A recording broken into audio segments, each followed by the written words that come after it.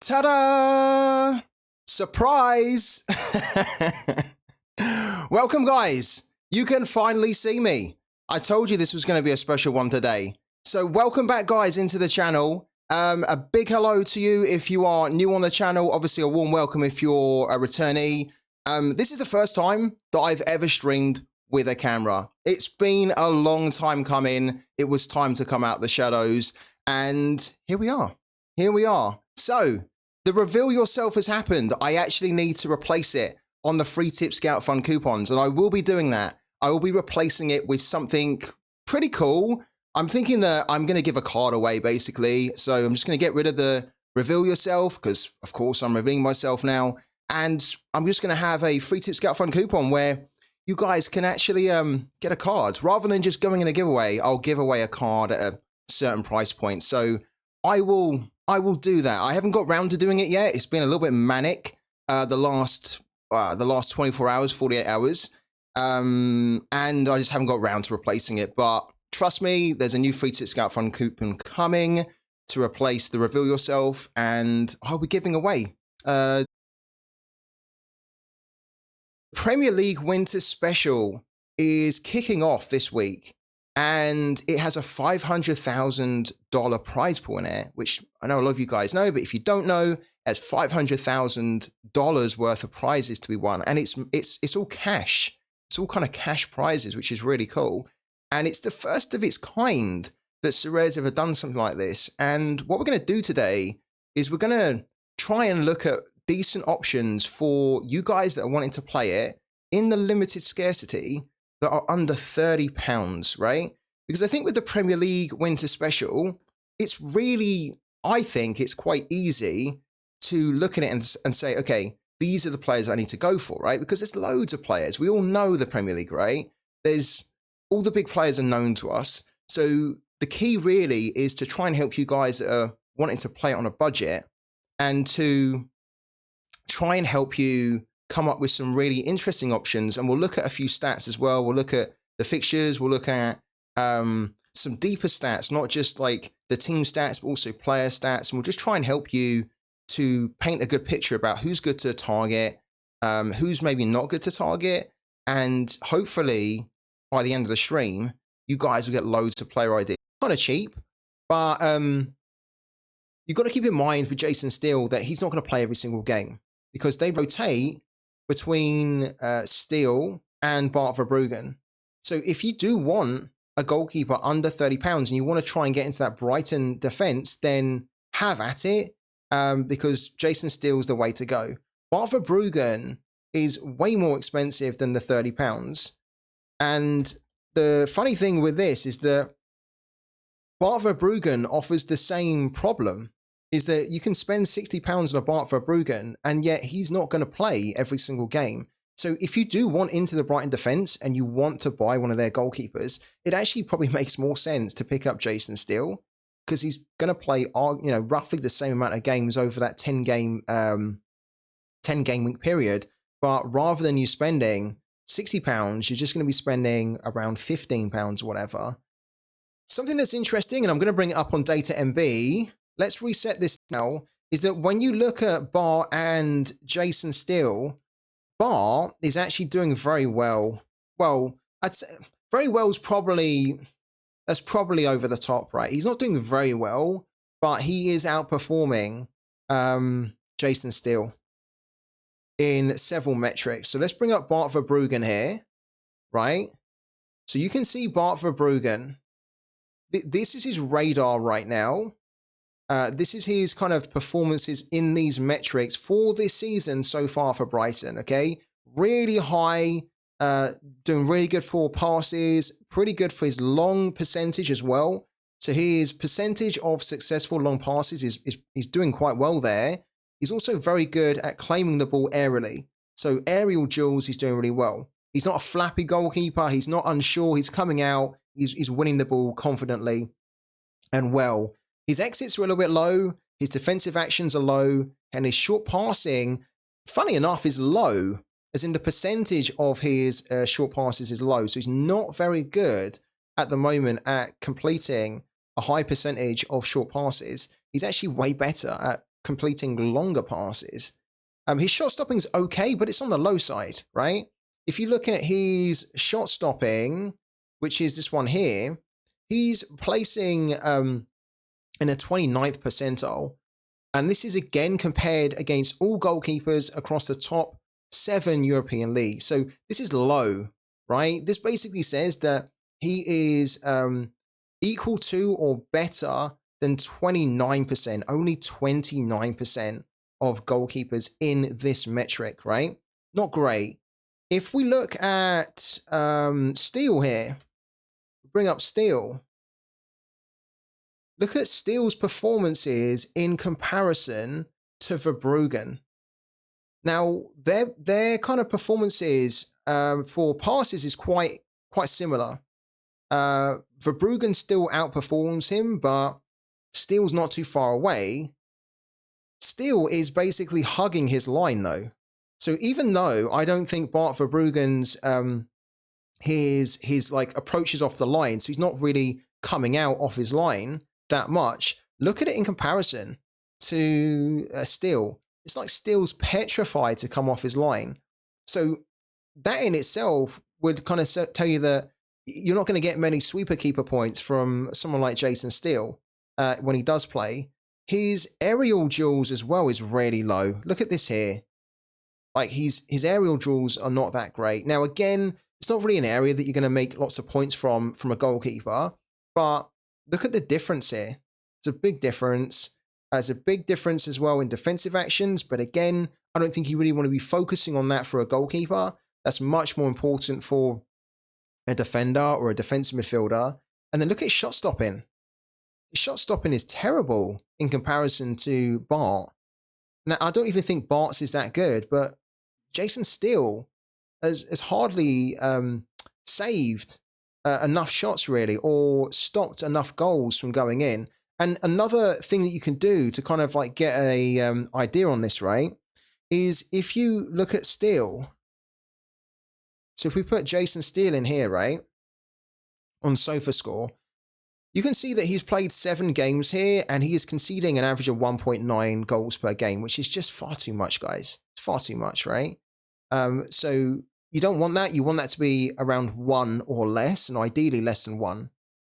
He hasn't saved a penalty. He's making an average of 3 saves per game, which is okay. It's pretty good, but his save percentage is low. 62% is pretty low, actually. You want that to be around 80% or close to 80% if you can. And then his successful runs out per game is 0.6, but that's actually not a lot. What's concerning me here is if you look at the goals prevented, his goals prevented is minus 3.62, which basically says that he should have stopped the team from conceding close to 4 goals, but he didn't. And that kind of indicates that he's not performing that great when he is in these one-on-one situations, or based off the quality of chances that the opponent's having, he's just failing on underperforming to stop the goals from going in, or stop the shots from turning into goals, right? If you compare that to Bart Verbruggen, now we know that Bart is already outperforming Jason Steele in many metrics, right? If we bring up Bart Verbruggen here and we look at the Premier League, what you'll see is that Bart's only played 5 games this season compared to the 7, so it's not exactly like for like. But his goals conceded per game is lower, his saves per game is lower too, and his save percentage is also exactly the same at 62%. So this is what I mean about how, when I'm looking at this here, I'm not that convinced by both of those two goalkeepers' shot stopping so far this season. It's not quite been up to scratch. And if we were to look, funny enough, if we were to go back, I'll show you it. If we go into the teams here, and then we go onto the plots right again, and we look at the, where is it at? Yeah, the shots on target against per 90, and then the goals conceded per 90. There it is there, right? Let's do it the other way around, actually. So on the x-axis, we want to put goals conceded per 90. And on the y-axis, we want to put shots on target against, right? So again, what we'll see is that if we put it on the Premier League here, we'll see Sheffield United's up the top here again. If you want to easily find a team, then you can just start to type in here in the text box Brighton, and then you'll find that Brighton are here, right? So Brighton have had an average of 4.53 shots on target against per 90. They're conceding 1.59 goals per 90. They're kind of in the middle range, right? They're in the middle range. They're in the wrong area. They kind of need to be down here. Now, one of the reasons that worries me a bit is that their shots on target against per 90 is quite high, but then their goalkeepers aren't actually saving a lot of those shots. And if we look at Bart Verbruggen here, what you'll see, we filter this by Brighton, right? His AA is actually okay, right? It's 9.8 over the 6 games that he's played, 9.4 in the Premier League. It's okay, right? It's okay. A lot of that is going to be coming from his kind of possession. So his possession's quite good usually. He made 3 saves there, which is great, but I don't trust that based off the data here, he's necessarily going to give you lots of high-end scoring. And at the moment, you can see here that he hasn't actually kept a clean sheet in any of the games that he's played. So a little bit worrying there. If we go back to this, where is it at here? If we go back to here, what you'll see is that Bart, in comparison to Jason Steele, he's failed to prevent 1.4 goals in comparison to Steele, who's failed to prevent 3.62. Now, I like both of these goalkeepers, but it's just really interesting to look at the stats there and kind of see who's performing well in the games that they've had. And if we look at Jason Steele in the Premier League, and we kind of look at, say, his last 5 games to make it comparable to Bart Verbruggen, he's also not kept a clean sheet. So Brighton are struggling for clean sheets in general. His AA's not been that great. So if you were to go with Jason Steele, he's way cheaper than Bart Verbruggen. He probably offers way better value than Bart Verbruggen because he's going to be playing roughly the same amount of games. His AA is not too far away from Bart's. Just keep in mind that when you look at the fixtures that Brighton are going to have over the 10 games, there are some tricky ones in there. They should be able to score quite well, but the key here with Jason Steele is that he's not. Now, Sarr in particular, I think, is a good one to look at because Sarr has an L15 of 44. He's not been performing that great, but Wolves haven't been performing that great. However, you have a starting goalkeeper here, the clear starter for Wolves. He is £27, which isn't bad for him. And most importantly, his L15 is 44. His L5 is 38. So actually his L15 is going to come down a little bit, which makes him great for Cap 270. What I love about Jose Sarr here is that his high end is really good. So he often won't just give you a score of 60. He'll, most of the time, when he does really well, he'll give you scores of 70 and above. You can see that here. He's got really good high end. He's got okay fixtures as well. Look, he's playing Fulham. Arsenal's horrible. Burnley's okay. Nottingham Forest at home is okay. Then he's got West Ham, Chelsea, Brentford. That's a little bit tricky. Everton at home's not bad. And Brighton. And then Man United at home, based on how Man United. Here we go. So yeah, look, Aston Villa. How interesting is that? Aston Villa, then Liverpool, then Man City. So at the moment, Aston Villa, so far this season, Aston Villa have a higher goals per 90 than the likes of Man City and Liverpool. And their XG is pretty close to them as well. They have an XG per 90 of 2.09 compared to Liverpool with 2.43, Man City with 2.55. So they're doing amazing. If we sort this by the lowest to the highest, what you'll find is that Raul Jimenez is actually cheaper. He's the cheapest option here at £1.10. And then Antonio is £2.67. So if you was going to look at somebody from West Ham, it's way better to look at Mikel Antonio than it is for Benrahma. Hello to Connor. How you doing, man?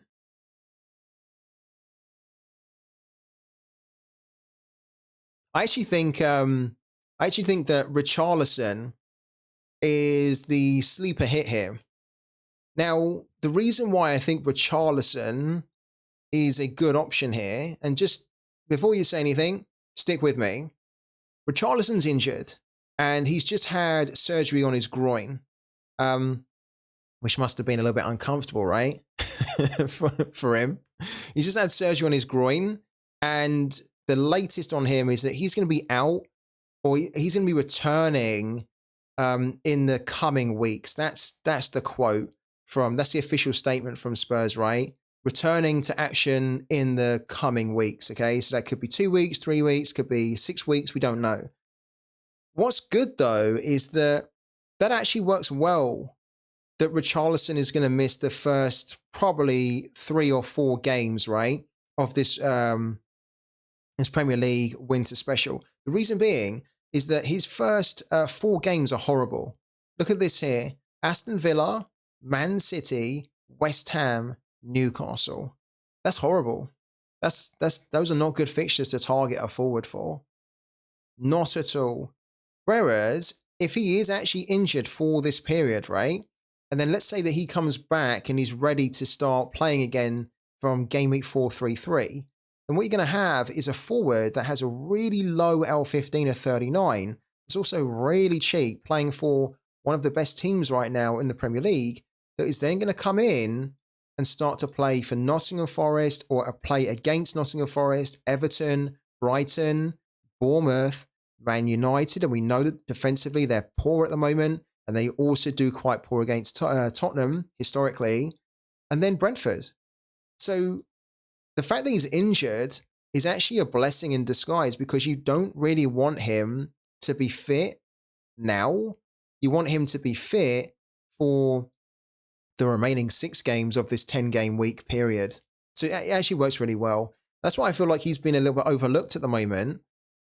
When you look at Richarlison here, you look at his price, right? His price did spike a little bit, but then it's returned to normal. I actually think Richarlison's far underpriced here.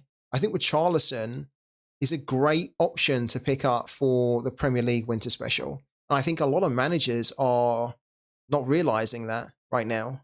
They're really not. Maguire, by the way, I think Maguire's a decent pickup. And I can't believe I've just said that. I think Maguire is a decent pickup. We haven't got to defenders yet, but for this Prem winter special, Maguire has been improving his performances of late. And you have to say, look at that.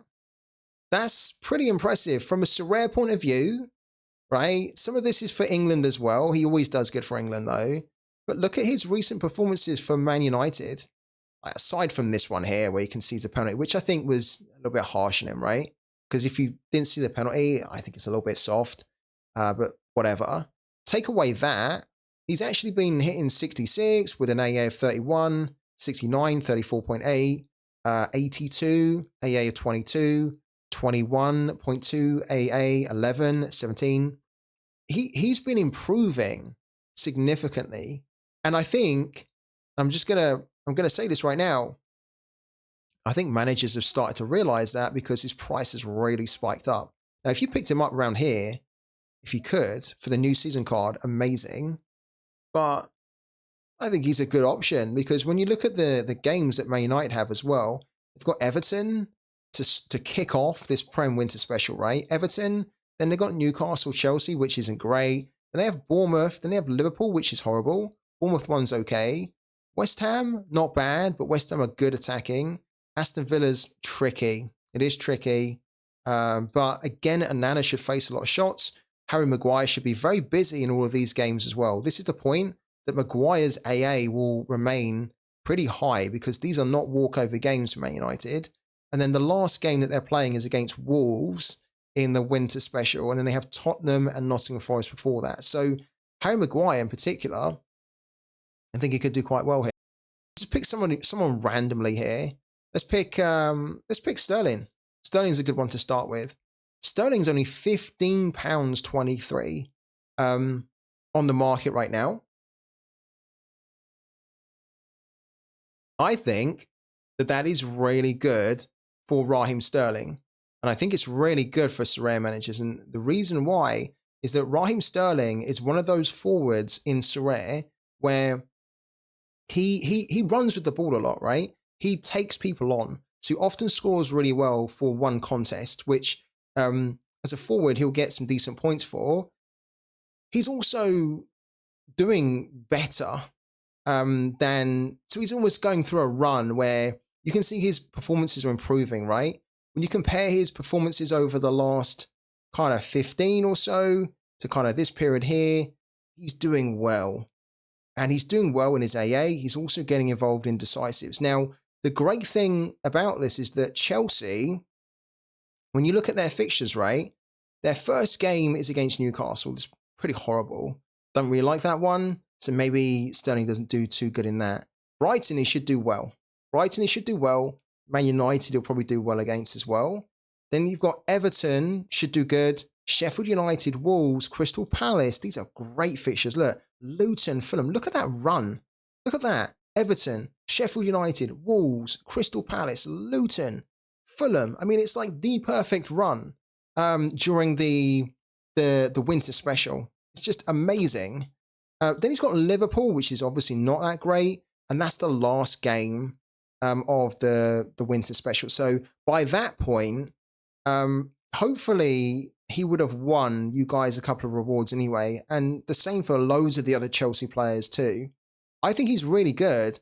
The other thing as well to keep in mind, if we just go back to data MB here, and we just change this now from, rather than us looking at shots against and goals conceded per 90, what we're going to do instead is we're going to look at the goals per 90 and we're going to look at the XG per 90, okay?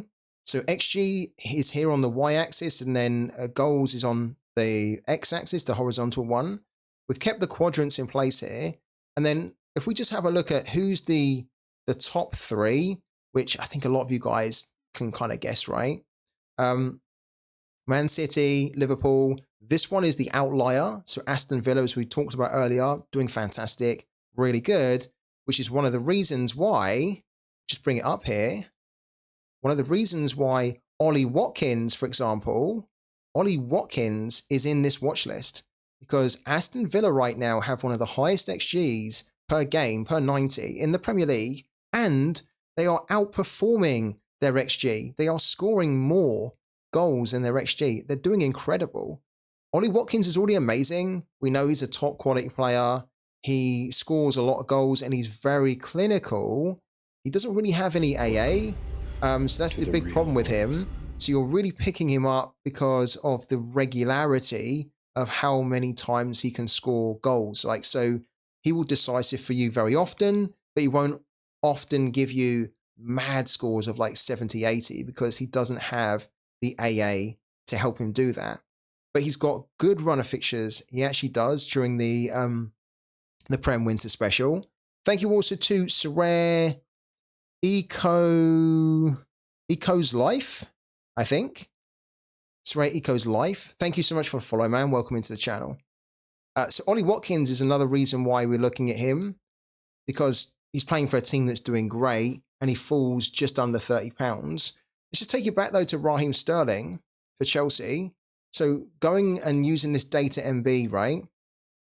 Where are Chelsea on this graph here for goals per 90 and XG per 90? You've got Arsenal there.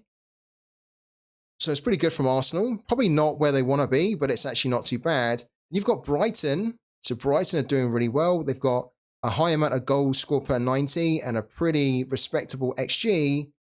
You've got Tottenham here, okay? Then you've got Chelsea here.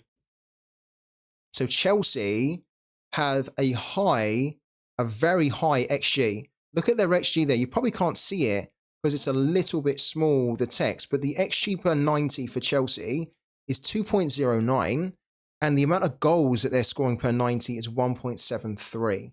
So they are underperforming their XG, right? But this is the kicker. This is the kicker. They have an XG that is very similar. In fact, it's exactly the same to Aston Villa. So Chelsea, if they can, over the next 10 game weeks or so, if they can start to convert more of their chances by being more clinical, then they will move from over here closer to over to here, to where Aston Villa are. And I think they have the fixture to do it. So the fact that they're creating enough chances to have a high XG means that someone like Raheem Sterling will get a lot of chances to get decisives. And I never feel with Raheem Sterling that he's the most clinical, because he's really not.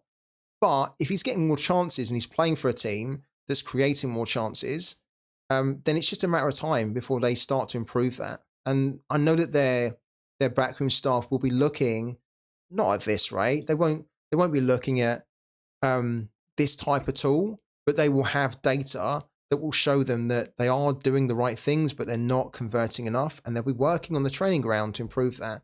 And yeah, someone like Sterling, even somebody like Nicholas Jackson. I think Nicholas Jackson's been a little bit underwhelming in the Premier League so far. He's only £19.78, and he has been improving a lot recently. Look, this is much better. And you can tell that they've been looking at the data, the backroom staff, and they've been saying, we're doing these things, but these specific players need to improve more. They've been doing lots of work on the training ground to improve. We're now seeing a bit more of an improvement in them scoring goals and their players being more clinical as well.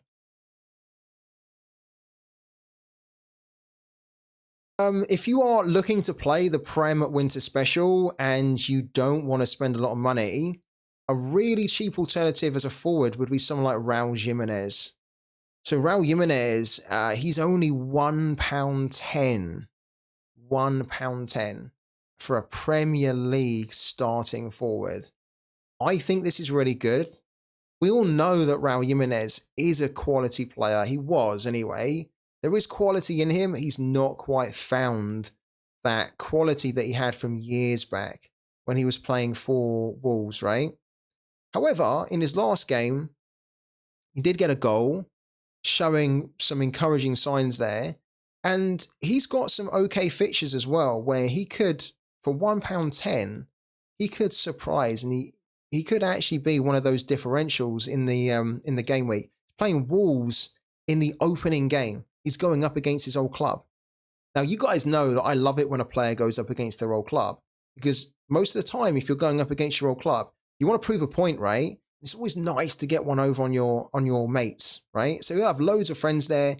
He'll want to show that since he's moved and left Wolves, that it's been the right decision for him. So I really would not be surprised if Jimenez in the opening game week of this Prem Winter Special, with a home game against his old club, I would not be surprised if Jimenez scores a goal against them.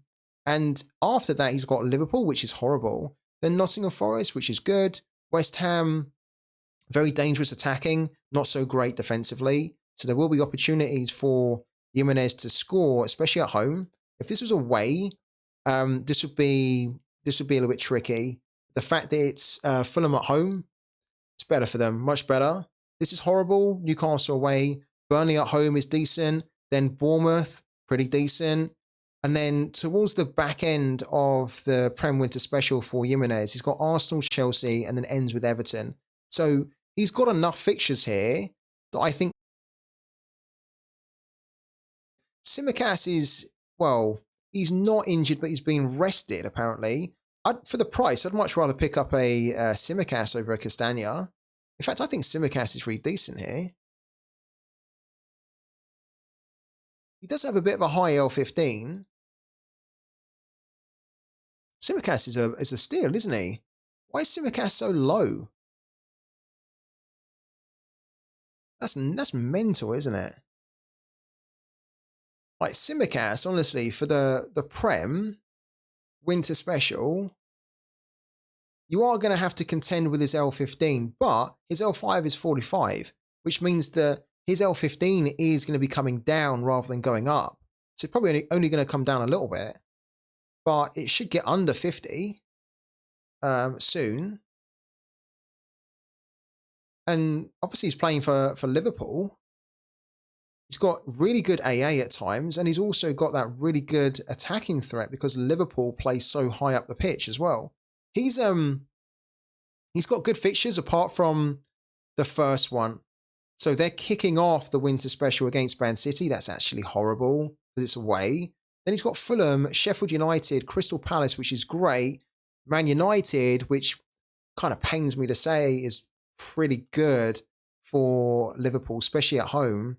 Then Arsenal at home, again, decent opponent, but the fact that they have these 2 games at home, you'd have to favour Liverpool here. Then Burnley, then Newcastle at home, then Bournemouth, then Chelsea at home. They've got good fixtures here. I mean, they've got some tough fixtures, but a lot of their tough fixtures are at home, apart from the Man City one. So Tsimikas, for me, definitely worth a look if you're in the market for a cheap defender here for the Prem Winter. Joachim Andersen's really good, but the problem is that he's playing for Crystal Palace, which I don't think is great. He still scores amazing for Crystal Palace, though, so it would be probably wrong not to put him in. He's got Luton first up, which is a great start in the Prem Winter Special. Then he's got West Ham, Bournemouth. Then he's got some kind of horrible fixtures here of Liverpool, Man City, Brighton, Chelsea, Brentford. That's not great. And then he kind of ends up with Arsenal and Sheffield United. So I don't like the fixture list for Crystal Palace here. He's probably the one Crystal Palace player that I would say is a bit of an exception, just because he scores so well even when they don't do that great. I mean, who can say no to that score? That scoring is incredible. So he probably does need to go in.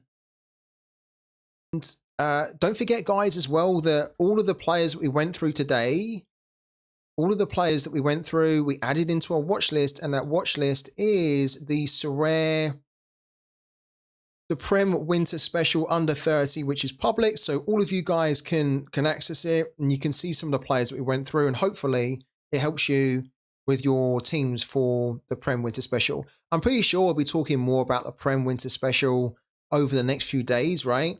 Running up to the competition starting. But if you were completely lost, or if you haven't even started to think about the Prem Winter Special, then this should be hopefully a really good watch list for you to get started with.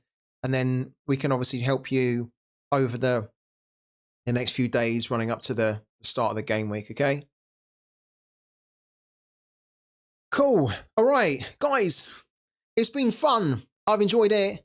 You'll be seeing plenty more of this mug, plenty more tomorrow.